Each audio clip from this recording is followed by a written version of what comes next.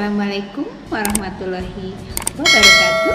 Jumpa lagi bersama Ibu Is-Aisyah Ahadiah di kelas PKN. Para peserta didik, pada kesempatan kali ini kita masih mempelajari bab 5, yaitu integrasi nasional dalam Bhinneka Tunggal Ika. Materi yang akan kita bahas yaitu materi kedua, yaitu tentang konsep integrasi nasional. Baik, sebelum kita memulai, Ibu persilahkan kalian untuk berdoa terlebih dahulu. Para peserta didik, terima kasih kalian sudah berdoa terlebih dahulu. Kita lanjutkan dengan pembelajaran kita, yaitu tentang tahap proses integrasi Indonesia. Tahap proses integrasi Indonesia ini dimulai pada masa perintis, ya. Kemudian selanjutnya yaitu masa penegas, ya. Kemudian juga masa percobaan dan masa pendobrak. Nah, tahapan-tahapan itu merupakan proses integrasi Indonesia. Kemudian selanjutnya yaitu tentang konsep integrasi nasional. Konsep integrasi nasional, di sini setiap bangsa membutuhkan kesatuan untuk bangsanya yang lazim dinamakan integrasi nasional. Kemudian dalam KBBI, integrasi berarti pembauran sehingga menjadi satu kesatuan yang bulat dan utuh. Kemudian integrasi nasional mempunyai 3 arti. Ya, apa saja ketiga arti itu? Mari kita lihat. Yang pertama adalah secara politis, berarti penyatuan berbagai kelompok budaya dan sosial dalam kesatuan wilayah yang membentuk suatu identitas nasional.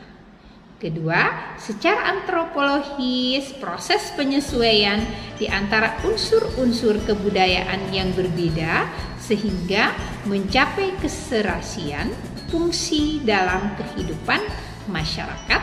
Dan yang ketiga, integrasi nasional menurut Najaruddin Samsudin MA di sini, integrasi nasional merupakan proses penyatuan suatu bangsa yang mencakup semua aspek kehidupan, yaitu aspek ipolexosbud, juga meliputi aspek vertikal dan horizontal. Baik, selanjutnya pengertian integrasi menurut Myron Weiner.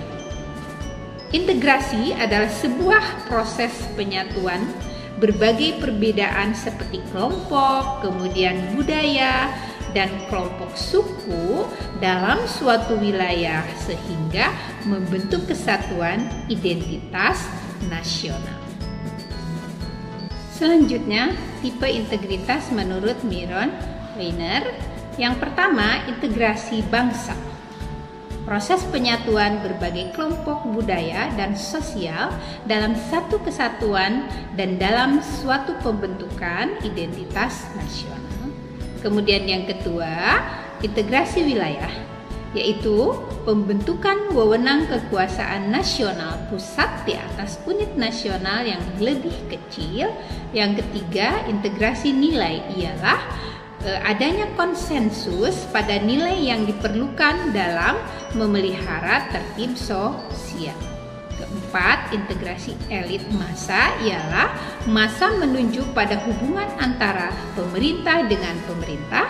Dan yang kelima, integrasi tingkah laku, ialah perilaku integratif yang menunjuk pada penciptaan tingkah laku yang terintegrasi untuk mencapai tujuan bersama. Ya. Selanjutnya, menurut William V. kemudian juga Mayer, dan menyebutkan syarat terwujudnya integrasi adalah sebagai berikut. Pertama, anggota masyarakat merasa berhasil saling mengisi kebutuhan-kebutuhan di antara mereka. Kedua, masyarakat berhasil menciptakan kesepakatan konsensus bersama mengenai norma dan nilai-nilai sosial yang dilestarikan dan dijadikan pedoman. Kemudian yang ketiga, norma-norma dan nilai sosial itu berlaku cukup lama, tidak mudah berubah, dan dijalankan secara konsisten oleh seluruh anggota masyarakat. Ya. Kemudian Sumpah Pemuda. Sumpah Pemuda yang dilaksanakan pada tanggal 28 Oktober 1928 ini juga merupakan konsensus integrasi nasional.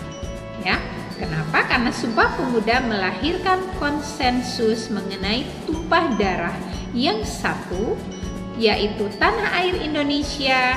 Kemudian bangsa yang satu, yaitu bangsa Indonesia, dan bahasa yang satu, yaitu bahasa Indonesia. Ya.